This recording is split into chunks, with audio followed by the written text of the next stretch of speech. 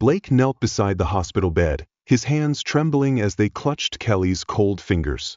The dim red glow of the vital signs monitor flickered unevenly, each faint beep, beep, sounding weaker, like a quiet warning of the inevitable. His voice broke as he whispered, "Please, don't leave me." But Kelly responded only with a distant gaze and one final, fragile breath.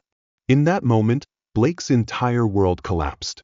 A piece of his soul was torn away, vanishing with the woman who had once brought light into the darkest corners of his life. Blake hadn't just lost a companion. He was now staring down a question that twisted like a knife in his chest. How do I go on when there's no one left beside me? What followed was an emotional journey, one of wrestling with solitude, of searching for meaning in a life forever changed. It is a story of resilience, love, and the painful, unavoidable reckoning with loss that none of us can escape. Have you ever paused to reflect on what it truly means to grow old with grace and purpose? What happens when you face solitude, loss, and the relentless passage of time? This video isn't just about aging. It's a powerful journey of embracing the later years of life and making every moment count. Meet Blake Carter, a 65-year-old man who has experienced both the joys and the heartbreaks that come with growing older. After the passing of his beloved wife, Blake often sits alone, his shoulders weighed down as if carrying the weight of the world, his fingers clasped tightly together in an attempt to steady himself. As his children move on to build their own lives, the house grows quieter until even the rhythmic ticking of the clock serves as a reminder of each passing second. Blake's story is deeply personal, yet it resonates with many of us who face similar challenges and milestones in life. Why should you stay and watch until the end? Because Blake's experience is not just his own. It's a reflection of the inevitable realities we all must confront. Through his journey, you'll learn how to navigate loss, forge new connections, and create a meaningful life. Even in solitude, Blake has learned invaluable lessons from his relationship with Kelly, a woman who entered his life in the most unexpected way. Kelly helped him carry the weight of aging, just as he once held her hand, feeling the warmth melt away the sorrow within him. Beyond that, Blake's story also sheds light on the difficult decisions that come with aging, like whether to move into a senior living facility.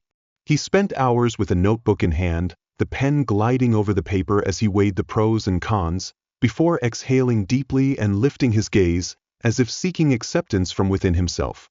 By the end of this video, you'll gain a deeper appreciation for cherishing meaningful relationships, embracing independence, and taking full control of your life as you age.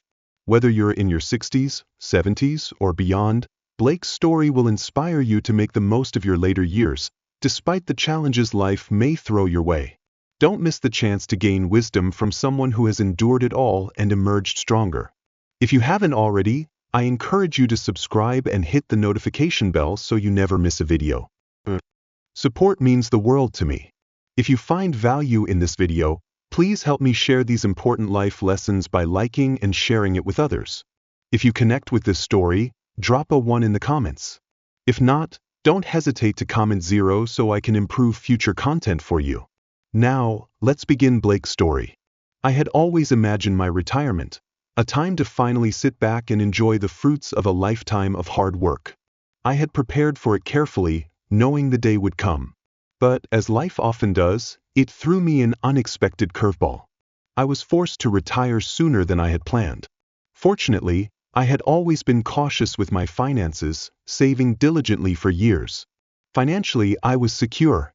But there was one thing I hadn't anticipated: the crushing silence that settled over my life.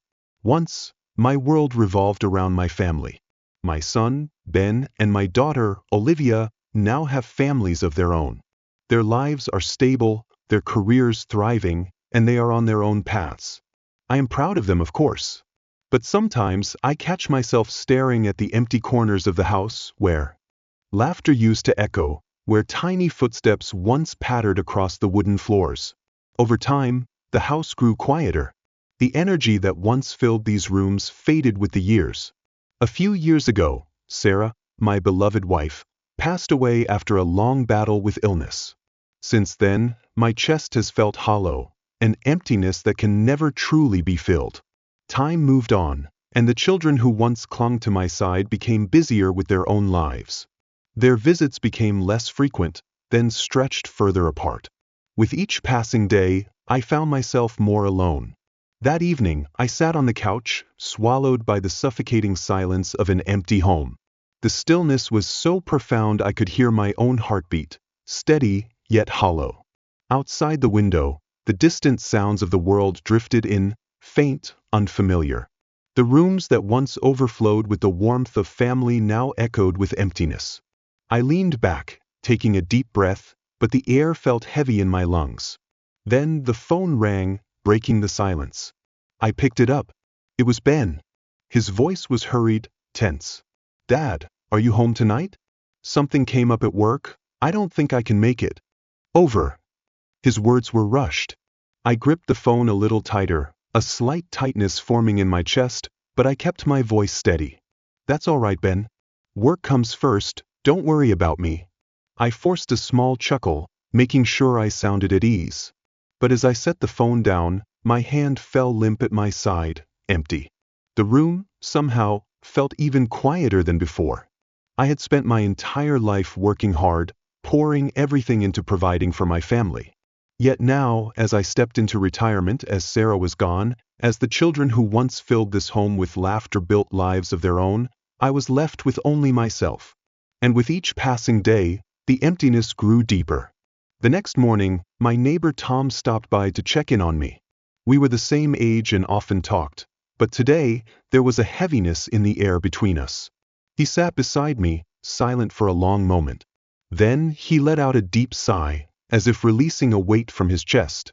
"So, it's just you here now, huh?" Tom's gaze drifted around the room, his eyes settling on the empty spaces that once held so much life. I simply nodded, saying nothing. His question hung in the air, heavy as a stone. "I feel the same way." His voice softened, something caught in his throat, and I could feel it. "My wife is busy all day and the kids, well, they have their own lives." Tom spoke, but his gaze drifted into the distance, chasing an old memory. His lips parted slightly as if he had more to say, but then he fell silent. His words hit me hard, like a weight pressing against my chest. Loneliness at this stage of life wasn't just a passing feeling. It was a harsh, undeniable reality. You need to think about this. What if, one day, you really are all alone? His voice cut through the quiet like a blade. A chill ran down my spine, and my chest grew heavy. The image of myself, sitting alone in this big house, no one to talk to, no calls, no laughter, flashed vividly in my mind. Tom's question echoed in my head, repeating over and over like an unrelenting whisper. What if I really end up alone? I tried to shake the thought, but it lingered, clinging to me throughout the day. A few days later, Olivia came by with her son, Mike. She brought some of my favorite dishes from years past, maybe hoping they would lift my spirits. But the moment she stepped through the door, she was already in a rush. Her words came quickly, her voice urgent. "Dad, I can't stay long. I just wanted to bring Mike over to see you, but I have to pick up Ethan soon." She glanced at her watch, her eyes flickering back and forth, calculating time. Her hand gently squeezed Mike's shoulder, urging him forward. The crease between her brows deepened, as if her mind was juggling 100 different things at once. I looked at Mike. He stood there, fidgeting with his hands, stealing glances at me before shifting his gaze back to his mother. Hesitation was written all over his face. A cold emptiness spread through my chest, but I held it in. I forced a smile, even as my muscles tightened with the strain of it. "Go on, sweetheart. Take care of what you need to do. I'm fine." The words left my mouth easily, but the moment they did, an aching hollowness settled inside me. Olivia barely sat down for 5 minutes before she was gathering her things again. I walked them to the door, watching as they stepped outside. Their footsteps echoed down the hallway, growing fainter with each step. Then the door closed. Silence. I stood there, my arms hanging limply at my sides, staring at the empty space in front of me. Everything suddenly felt unbearably heavy. A familiar sting pricked at my nose. I shut my eyes, but the warmth of unshed tears still rose. One slipped down my cheek. I wiped it away quickly, but another followed, then another. I sat down, gripping my knees tightly. Tom's question returned, louder than ever. What will I do if I really end up alone? I knew I couldn't keep going like this. I couldn't keep drifting through this silence, drowning in this loneliness. I had to do something. A few days later, I met Tom again at the park. We walked a bit before settling on a bench, watching people pass by. Life continued around us, strangers rushing past, consumed by their own stories. I turned to Tom, my chest heavy with unspoken thoughts. I swallowed hard, my throat dry, the words thick and reluctant. You were right about everything. My voice was weighted, each word dragging through a fog of exhaustion. I've been thinking a lot about what you said the other day. At our age, if we're left alone, how do we even manage? Tom nodded, his gaze lowering, as if the same thoughts had been weighing on him for a long time. I've thought about that too. His voice was steady, not trembling but firm, resolute. There are things we need to prepare for. We can't just wait until it happens and then start worrying. He paused, inhaling deeply before continuing. The most important thing is making sure we have enough financial security. We need to cover our food, our basic needs, so we don't end up struggling. I nodded.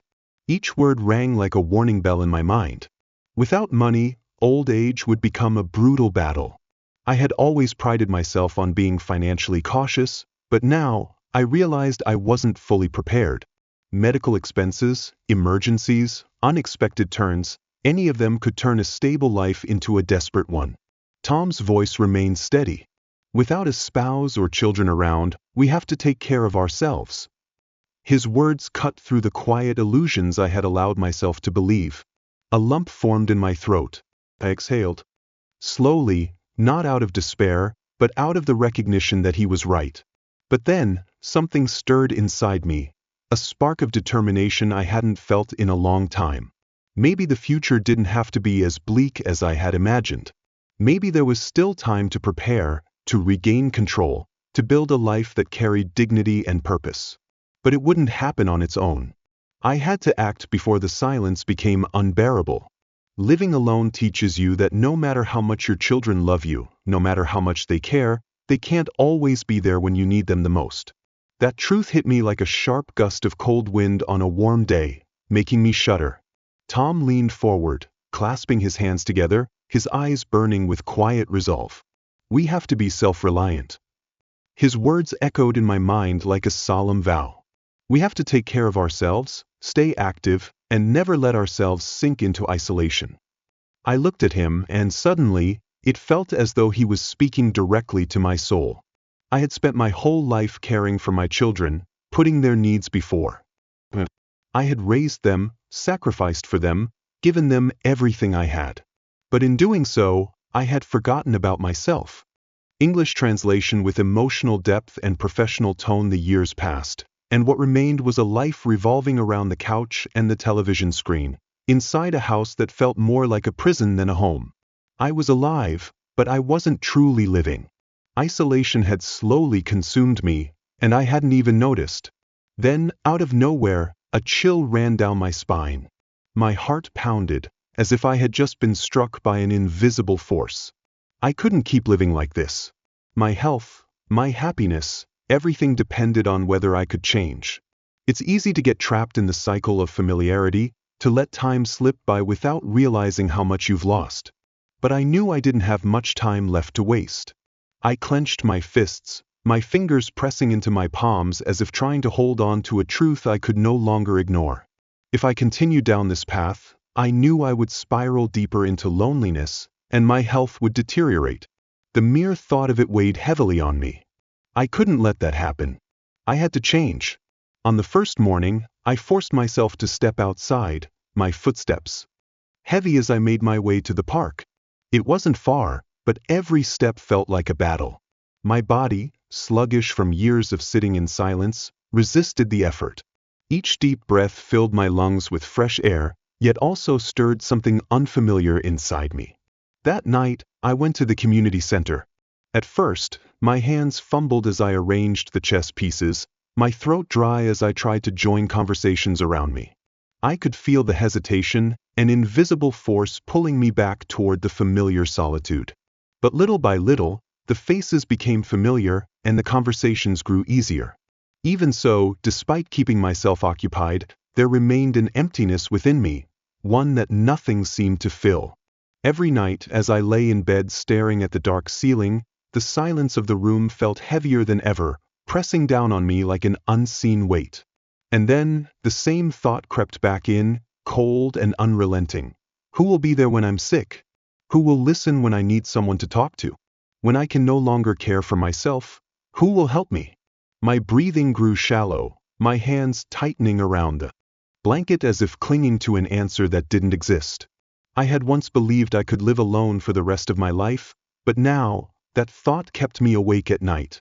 It wasn't that I needed someone to take care of me. I just needed someone to share the quiet moments with. Someone to face the challenges of old age alongside me. But then, another thought surged forward, like a wave crashing over me, gripping my chest tight.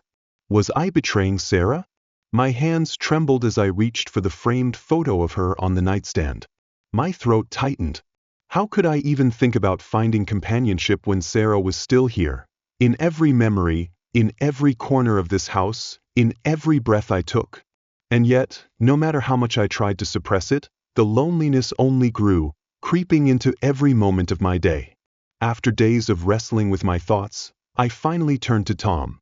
He listened in silence, his eyes filled with an understanding that ran deep. He didn't need to say much. In that gaze alone, I knew he understood exactly what I was feeling. I get it. His voice was low, as if the words carried a weight of their own. After my wife passed, I felt the same way. We don't need someone to lean on, but sometimes we just need someone to listen. Someone to share the little moments with. Someone whose presence reminds us that we're not entirely alone. His words seeped into my heart like warm water, easing some of the guilt I had been carrying. He was right. I wasn't looking to replace Sarah. I was just trying to keep myself from being swallowed whole by loneliness. And then I met Kelly. She lived alone too, but unlike me, she didn't let solitude consume her. Her presence was like a ray of sunlight cutting through the gray sky. She was full of life, always eager to try new things, always open to experiences I had long forgotten. Every story she told carried a sense of optimism I hadn't felt in years. We quickly became close, bonded by shared experiences, both of us living far from our children, both of us knowing the emptiness that came with growing older. Kelly didn't erase my past, but she reminded me that there was still so much to cherish in the present. Her presence brought me something I thought I had lost long ago, a sense of life. Our conversations grew longer, laughter echoed through the house that had once been far too quiet. I began looking forward to these moments each day, like a habit, like something essential. As time passed, our relationship shifted. We started doing things together, shopping for groceries, cooking meals, taking walks in the park, simply enjoying each other's company. Neither of us needed to put a label on it. The connection itself was enough. Kelly became a part of my life, a true companion. The house, once cold and empty, was now filled with conversation, warm meals, and a gentle rhythm of two lives intertwined. Then one night I fell ill. The fever hit suddenly, my body burning hot, waves of chills running down my spine. I lay in bed, my breathing heavy, my limbs weak. Kelly was by my side immediately. She rushed to get medicine, pressed a cool cloth against my forehead, her hands firm yet gentle as she checked my temperature. Her face was tense, her eyes scanning me with sharp focus, as if ready to act the moment anything changed. Unsettled, she called. Ben, her voice urgent but steady, trying to keep her worry in check. When Ben arrived, his expression shifted in surprise as he saw Kelly taking care of me so attentively. He looked at me, a furrow forming between his brows, concern clear in his face. Dad, you shouldn't keep things like this from me. If you're not feeling well, you have to tell me. I tried to smile, but my lips barely lifted. I didn't want to worry you. You have your own life to take care of. Besides, Kelly has been taking good care of me. Ben fell silent for a moment, his gaze moving between me and Kelly, as if piecing together everything that had been happening. Then he nodded. There was still a hint of hesitation in his eyes, but also something else, relief. Even though it was just a fever, having someone by my side when I was sick felt like an immeasurable gift. That night I lay in bed watching Kelly move about, tidying up, preparing warm water, checking to see if I needed anything. I was no longer just existing in an empty house. This place had truly become a home. The emptiness that once consumed me had been replaced by something much warmer. I understood then that what we had wasn't meant to replace what I had lost. It was a different kind of love, gentle, steady, bringing peace instead of the fiery passion of youth. It was warmth. It was safety. It was a hand always ready to hold when I needed it most. Kelly wasn't just a companion. She was the light that crept into the darkest corners of my life, reminding me that no matter how old we are never meant to live in solitude. But life has a way of taking unexpected turns. One day, as I went about my usual routine, Kelly received a phone call. I watched as her shoulders tensed, the hand holding the phone trembling slightly. She fell silent for a long moment. When the call ended, she turned to me, lips parting slightly as if she were trying to arrange her thoughts. My son, he's getting married. He wants me to move in with his new family. I heard every word, but it felt like a sudden chill had crawled down my spine. My chest tightened as if something heavy had settled there. A dull weight spread from my stomach outward, forcing me to grip the arm of my chair to steady myself. I forced myself to stay composed. My throat was dry, my heart beating sluggishly as if trying to suppress something rising within me. I tried to smile, but my lips felt stiff. Your son is getting married. That's wonderful news. This is the right time for you to be with your family. My voice sounded calm, but inside, my chest was constricting with each breath. Kelly looked at me, uncertainty flickering in her eyes. She pressed her lips together, struggling with something unspoken. When she finally spoke, her voice was barely above a whisper, fragile yet filled with hesitation. But I've grown used to living here with you. Her words landed between us, quiet but unbearably heavy, like an unspoken plea. I looked at her hands, unconsciously clutching the fabric of her dress, the deep lines on her forehead more pronounced than ever. I took a slow, deep breath, trying to hold my resolve. I knew I had to make this easier for her. You should be with your son. A mother belongs with her family. I'll be fine, don't worry about me. The words left my mouth, but my throat felt tight, and every syllable carried a bitter aftertaste. I kept my voice steady, but somewhere beneath it, a slight tremor lingered. A part of me wanted to ask her to stay, to hold on to the warmth and comfort we had built together. But deep down, I knew this was something she had to do. In the days that followed, Kelly grew quieter. I often found her staring out the window for long stretches, hands folded in her lap, fingers tightening and relaxing in a slow rhythm. I said nothing, just watching from a distance, waiting for her final decision. In the end, she chose to leave. That day, I drove her to the bus station. My hands gripped the steering wheel so tightly that my knuckles turned white. Kelly sat beside me, silent, eyes cast downward, as if searching for something in the worn leather of her shoes. When the car stopped, I helped her with her luggage. Everything moved slowly, but every action felt unbearably heavy. She stepped onto the bus, but before she left, she turned back to look at me. Her lips parted slightly, as if she wanted to say something, but no words came. Only her eyes, filled with longing and an unspoken sorrow, said everything she couldn't. I stood there, motionless, watching as the bus pulled away. Even after it disappeared from sight, I didn't move. The sounds of the city blurred around me, fading into the background. All I could feel was the gaping void inside my chest. When I returned home, my steps felt heavier than ever. I opened the door, and at once, I felt the silence pressing in from all sides. No quiet laughter drifting from the kitchen, no warmth of a companion moving through the space. I placed a hand on the table. The cold surface made me shiver. And in that moment, I understood what loneliness truly was, an emptiness so vast and consuming, it felt like it could swallow me whole. In the mornings that followed, I stuck to my routine: exercise, catching up with old friends.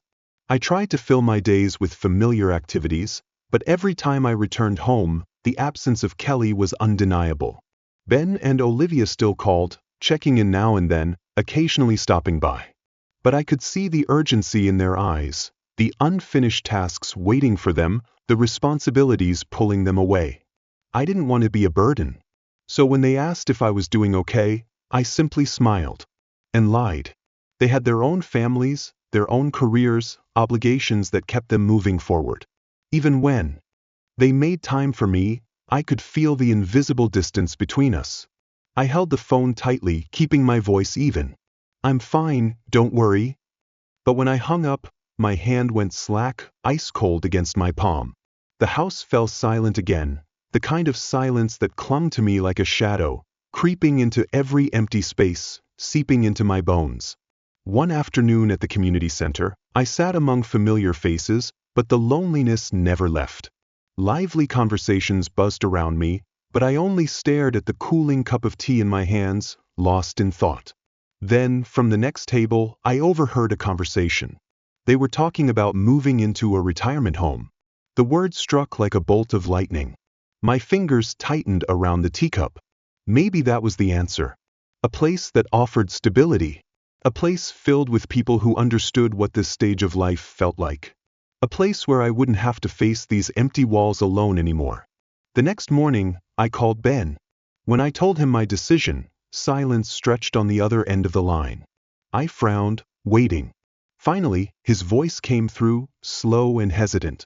"Dad, are you sure? You really want to move into a retirement home? Doesn't that place feel cold?" I leaned back in my chair, tapping my fingers lightly against the armrest, keeping my tone steady. "Ben, this isn't about whether it feels cold. This is about my future. You and Olivia have your own lives. I don't want to be a burden. At least in a retirement home, I'll have people around. I won't have to face this emptiness alone." A soft sigh came through the phone. Ben didn't say anything at first, but I could hear his hesitation in his breathing. "All right, Dad. I'll talk to Olivia, and we'll come see you soon." A few days later, both of them came to the house. I sat across from them, looking into Olivia's tense face. Her hands were tightly clasped together, her eyes filled with worry. When she finally spoke, her voice was strained, as if caught in her throat. "Dad, we understand that living alone isn't easy, but are you sure? What if you go there and feel even lonelier?" I looked at my daughter, noticing how her lips trembled slightly, as if she were holding something back. I took a deep breath, steadying myself in my decision. "You don't have to worry. I've thought this through. I need a place where I can spend the rest of my days in peace. A retirement home might not be a perfect choice, but it's better than living alone in this house in silence." The room fell into a heavy quiet. Ben and Olivia exchanged glances before both of them slowly nodded. "If that's what you want, we'll respect your decision," Olivia said. Ben gave my shoulder a firm squeeze, a silent promise. "But we'll visit often. You're not allowed to say no to that." For a moment, my throat tightened. I nodded, a small smile forming on my lips, though my hands gripped the hem of my shirt to keep myself from trembling. A few months later, I moved into a retirement home in the suburbs. It had a small garden full of flowers, bright rooms, and communal spaces where the elderly could gather. Standing in the middle of the walkway, I took a deep breath, letting the scent of fresh grass mix with the gentle breeze. On my first day, I decided to take a walk around the grounds. As I strolled along the stone path, an elderly man with a full head of silver hair approached, a warm smile on his face. "Hey there, new friend. I'm Clark." I shook his hand, feeling a surprising warmth in his grip. "Hello. I'm Carter." Clark patted my shoulder, his voice filled with kindness. "I've been here for a while. Let me show you some interesting spots." I followed him, walking beneath the shade of the trees, past groups of residents chatting, playing chess, reading. The atmosphere here wasn't as unfamiliar as I had imagined. For the first time in a long while, my steps felt lighter. That evening, as I lay in my new bed, gazing out the window at the night sky, a strange feeling settled over me. It wasn't home, nor was it the life I had once pictured. But there was a quiet peace in that moment. I had met a few new people, and though these connections were small, they brought a sense of comfort, easing, even if just slightly, the loneliness. 6 months passed, and I had found a rhythm. I ate regularly, exercised, and spent time talking with my new friends. The crushing loneliness that once terrified me no longer haunted my days. I had discovered a new pace, a new purpose. It wasn't the life I had once envisioned, but it was a life I could live, peaceful, connected. For the first time in a long time, I felt hope. Life had settled into a quiet routine, filled with simple joys, playing chess, enjoying moments of stillness, chatting with friends. These small daily habits became my refuge. And for the first time in years, I felt a deep sense of calm and stability that had once seemed lost. Ben and Olivia still called often. Their voices carried worry, their concerns about me living alone never truly fading. Every time I reassured them that I was fine, that I lacked nothing, that they didn't need to worry, I tried to ease their minds. But deep down, I knew they would never fully understand the peace I had found in solitude. I had learned to accept it, to cherish it, and to find strength within it. Then, one afternoon, my world shifted. After a quiet lunch, I sat under the sun, letting its warmth touch my face, allowing myself to be present in the simplicity of the moment. Then my phone rang. As soon as I answered, I heard Ben's voice, urgent, breathless, something in his tone sending a cold spike of dread through my chest.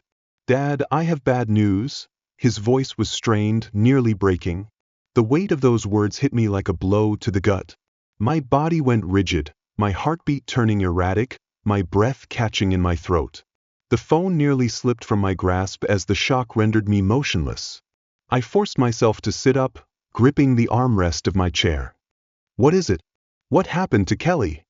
My voice was barely audible, trembling under the weight of growing panic. Ben took a moment, seemingly struggling to keep himself composed.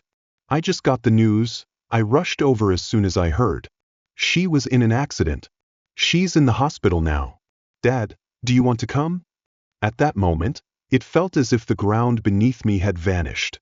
The news of Kelly, someone who had been a steady presence in my life, hit like a brutal, crushing force, leaving me frozen.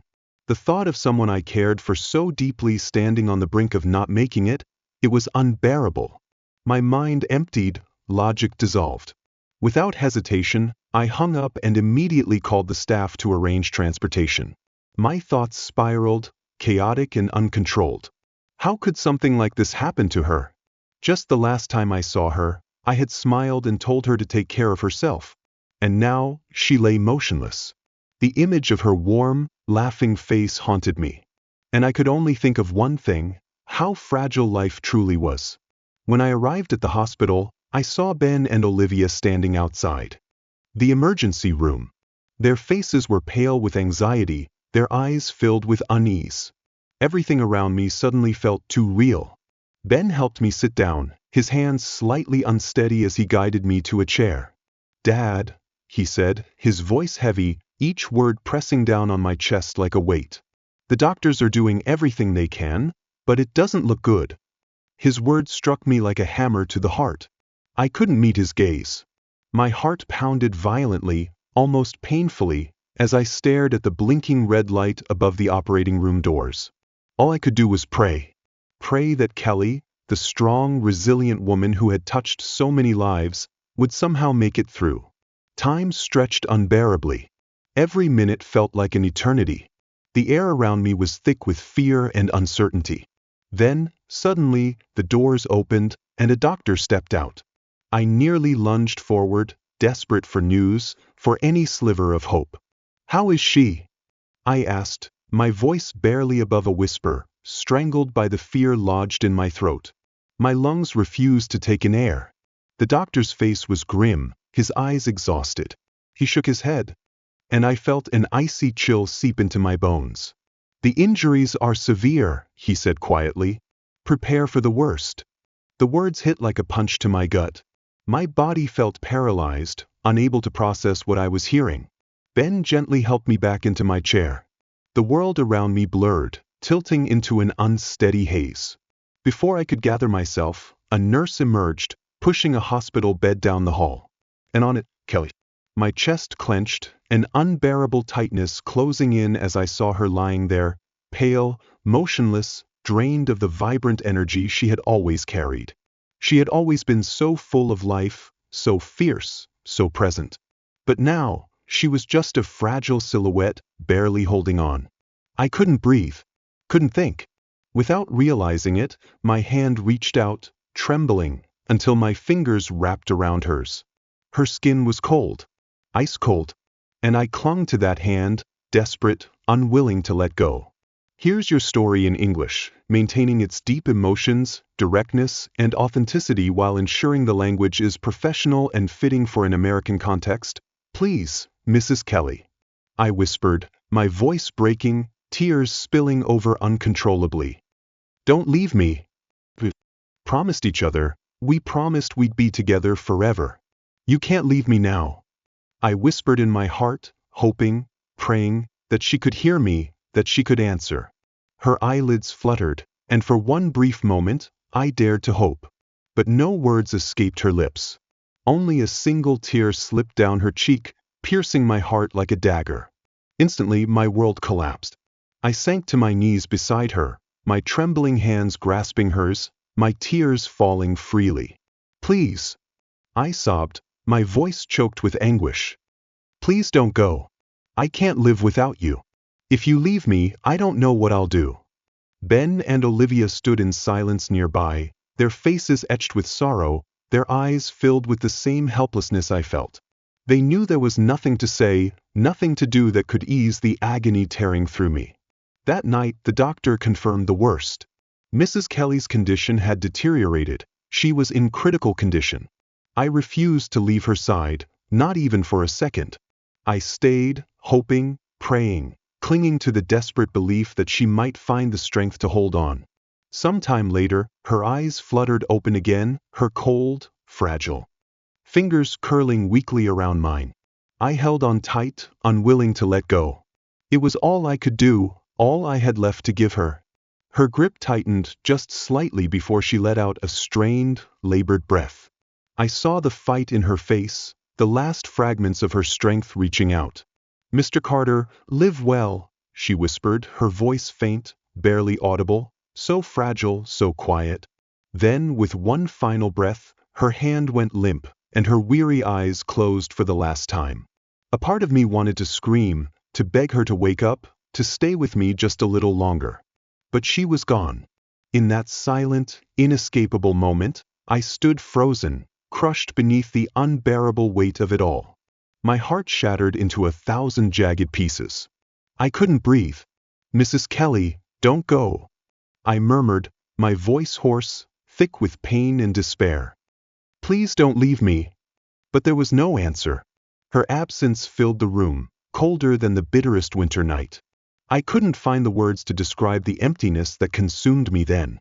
It was as if my very soul had been ripped from my body, leaving behind nothing but a hollow shell. Mrs. Kelly wasn't just a friend, she was the last person who truly cared about me, who saw me for who I was and loved me anyway. And now, she was gone.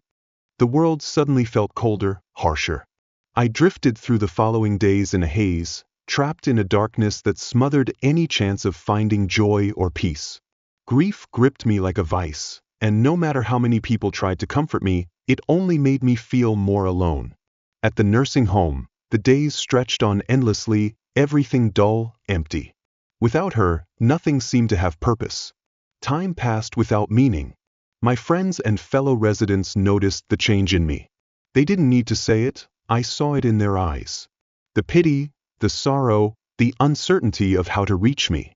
They sat beside me, but no words could mend the wound that ran so deep in my heart. At our age, loss isn't just about memories. It becomes a part of us, an irreplaceable piece of our souls.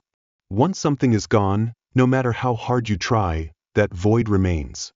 Ben and Olivia visited often, bringing their young children, hoping that their laughter, their innocence, might lighten the heaviness in my chest. And I tried. I tried to find comfort in their joy. But everything felt so distant, like a world I could know. Longer touch. My heart had become a fortress, locked behind walls of grief. No matter how much love they gave me, it couldn't break through. I smiled, but it was an empty gesture, a reassurance for them that I was fine, when deep inside, I was anything but. The silence between us grew heavier. Each passing day was another stark reminder of the void Mrs. Kelly had left behind. One afternoon, Ben sat beside me, concern shadowing his face. He didn't understand why I was still grieving so deeply, why I couldn't let go. And in his gentle way, he tried to console me. "Dad, please don't be sad. Mrs. Kelly wouldn't want you to feel like this." His words, though filled with love, cut through me like a blade. How could he possibly understand? He hadn't known a loss like this. "Ben, some things can't be put into words," I said, my voice unsteady. "Letting go isn't easy. You and Olivia, you're both young, still figuring out your paths. But when someone you love with all your heart is suddenly gone, it feels like the sky is falling, like everything you've ever known is slipping away." Ben was silent, absorbing the weight of my words. Then, gently, he reached over and took my hand, squeezing it tightly. "You still have us, Dad. Your children, your grandchildren, will always be here for you." His words were warm, comforting, but they couldn't fill the space she had left behind. They couldn't erase the suffocating loneliness that had settled deep in my bones. "I know you care, Ben," I murmured, my voice barely above a whisper. "But sometimes, the emptiness inside is something only we ourselves can truly understand."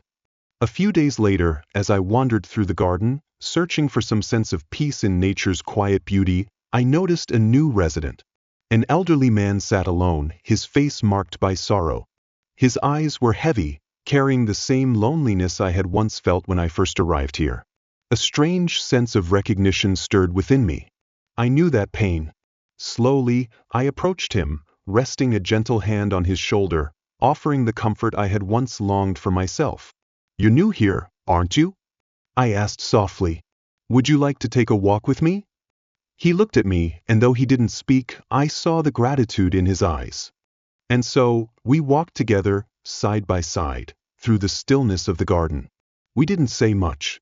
But we didn't need to.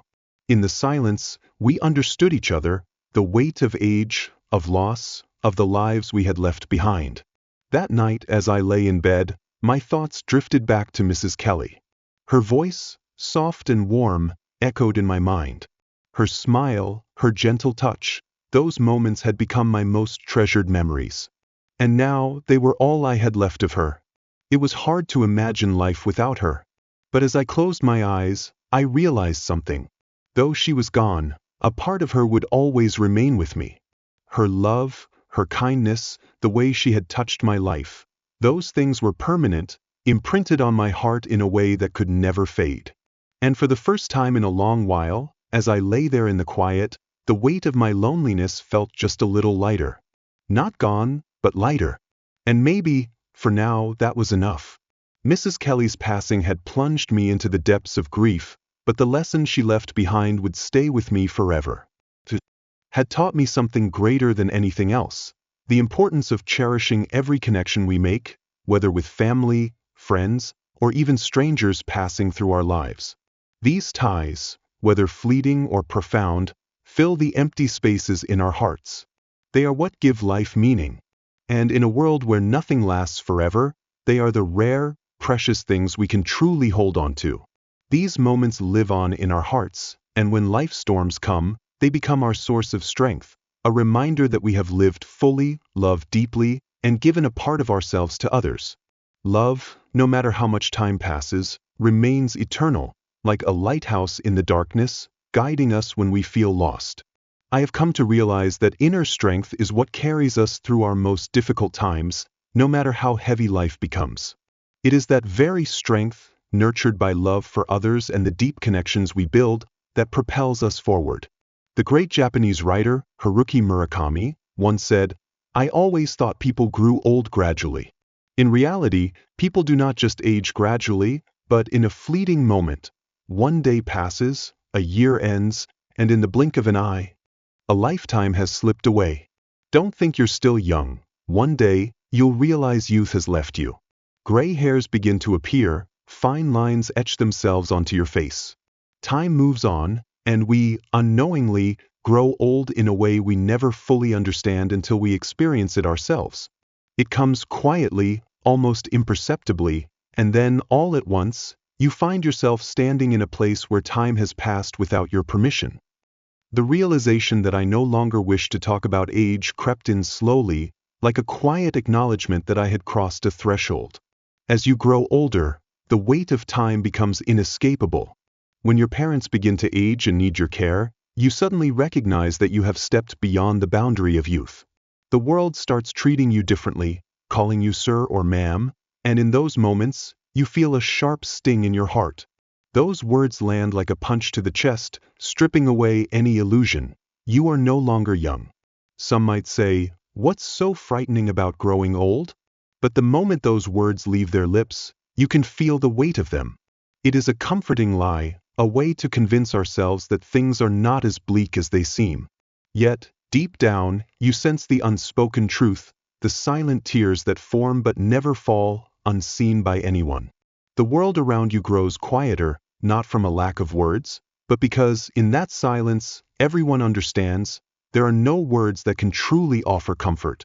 The feeling settles over you, the understanding that you have lived an entire life, yet in many ways, no one truly comprehends the journey you have taken. You may have friends, acquaintances, colleagues, countless people in your life, but how many genuinely understand you? How many truly listen to the whispers of your soul? More often than not, we find ourselves alone in our thoughts, no matter how many people surround us. The comfort others offer sometimes feels hollow, just a polite gesture to fill the space. And sometimes, instead of responding with empty words, we choose silence, not out of bitterness, but because we recognize that only we can truly understand our own hearts. That silence becomes a sacred space, a place where we allow ourselves to listen to the rhythm of our own thoughts and feel the quiet stirrings of our emotions. When night falls and the world drifts into peaceful slumber, you find solace in the steady beat of your heart, alone, but not lost. There is a certain freedom in that stillness, a quiet reassurance in knowing you no longer need validation from others, that their judgments and opinions no longer weigh on your shoulders. You have learned to trust yourself, to trust your own worth and judgment over the fleeting opinions of those around you. Passes unnoticed, and as you age, you realize that the noise of the world gradually fades, not because there is nothing left to say, but because there is nothing that needs to be said. People, in their own way, come to understand that sometimes silence speaks louder than words. How many around you truly grasp the depth of the path you have walked? Very few, if any. And sometimes, you may feel as if no one is really listening. But perhaps that is okay. Words of comfort often mask deeper truths, truths we are not ready to face. And so, you choose silence. In that stillness, you find clarity, a deeper connection to yourself. Only then can you truly hear your heart, unfiltered by the influence of others. At times, hardship seems to outweigh any advantage we may have. Life is filled with struggles, and sometimes, failure feels like the only option. But through it all, we learn to accept that some things are simply beyond our control. And in that acceptance, there is peace. You come to understand that as long as you have given your best, you can hold your head high, without shame, without regret. The self-respect you gain is not pride but humility. You recognize the goodness within yourself, but instead of letting it inflate your ego, you carry it with grace. Humility becomes an intrinsic part of you, and in turn, it makes you all the more worthy of respect. As time moves forward, you cannot help but notice the changes within yourself. Subtle, almost imperceptible at times, yet undeniable. You have evolved with age, and while the world around you continues to shift, one thing becomes clear: you have become stronger, wiser, and more attuned to the fleeting beauty of life. Aging is an unrelenting teacher. It has reshaped my spirit, deepened my understanding of life, and, most of all, transformed my perception of love. Once, I believed love was simple and pure, something that could be captured in the image of two people holding hands, never letting go, growing old together, forever. I believed love was an anchor, something unshakable no matter how much time passed. But as the years have slipped by, I have come to realize a bittersweet truth. Many relationships are fleeting, like flowers that bloom brilliantly only to wither too soon. They are moments we share, not the eternal bonds we once imagined. Life moves too quickly, blurring the past, present, and future. With a quiet ache, we recognize that the people we once thought irreplaceable, the ones who seemed like pillars in our lives, have changed, or worse, have drifted away. Even our most cherished memories, once vivid and full of life, gradually lose their color with time. The longer we live, the more we understand that life, in all its complexity and beauty, can be both a source of joy and deep sorrow. Sometimes, accepting this truth feels impossible. Deep within, our hearts wrestle with it. Yet, there is an undeniable peace that comes with realizing not everything is meant to stay the same. Some things, once perfect in our eyes, eventually lose their shine, and we have no choice but to let them go. The things that once consumed you, the moments you fought to change, begin to fade into the background. You come to accept that some things simply are, and no matter how much you wish otherwise, they cannot be altered. Life does not ask for permission to change, it simply does. People will disappoint you, and you will disappoint yourself. It is a hard truth to swallow, but the reality is, we often give so much to others only to feel empty in return. Those who once needed you may one day take your kindness for granted, as if it is something they can always rely on without thought. I have learned, sometimes the hard way, that I must treat myself with more kindness. I must guard my heart more fiercely. And when necessary, I must be cold, not out of cruelty, but to protect my own peace. As time passes, you begin to understand that disappointment is not just an occasional visitor, it is a constant companion in life. The more you invest in something, the more vulnerable you become. Yet, strangely, there is beauty in that vulnerability, because it reminds you that you are still alive, still hoping, still reaching for something greater. Over time, I have learned that placing all my hope in one place is foolish. Hope, though powerful, can also be the root of deep disappointment. And so, you learn the delicate dance between hope and acceptance. There are moments to push forward with all your strength, and moments to step back, take a deep breath, and simply let things be. The key is finding balance between the two. And when you do, you stop worrying so much about the outcome. What matters is not what you gain or lose, but how you walk through it all, and that, no matter what life throws your way, move forward with grace. In the end, after all the love, loss, hope, and disappointment, I have come to understand a profound truth. The only way to avoid real failure is to rely on yourself. While there is comfort in the support of others, there exists a quieter, deeper strength in self-reliance. The realization that, in the end, you are the one who will always be there for you when the world becomes uncertain and there is no one else to turn to. It is in those moments that you discover the true strength within yourself. It is the moment when you rise, not because you have to, but because you recognize that you've always had that strength inside you. And more than anything, it is the greatest gift you can give yourself. As we reach the end of this reflection, I invite you to deeply contemplate the lessons life has taught you. It teaches us so much about love, loss, hope, and extraordinary strength. What resonates with you today? Which lesson will you carry with you, and how do you plan to apply it in your life? I'd love to hear your thoughts. Please share something you've learned and how. It will influence your actions moving forward in the comments below. Your sharing could inspire and encourage others who are on the same journey. If you enjoyed this video, please leave a comment and don't forget to like, share, and subscribe to our channel. Thank you for watching, and I look forward to seeing you in the next video. Thank you for supporting the channel. Please like, share, and subscribe to receive the latest updates. The stories are collected from various sources and do not represent any individual or organization. They are shared with the intention of spreading human values in life and have been rewritten with the support of AI.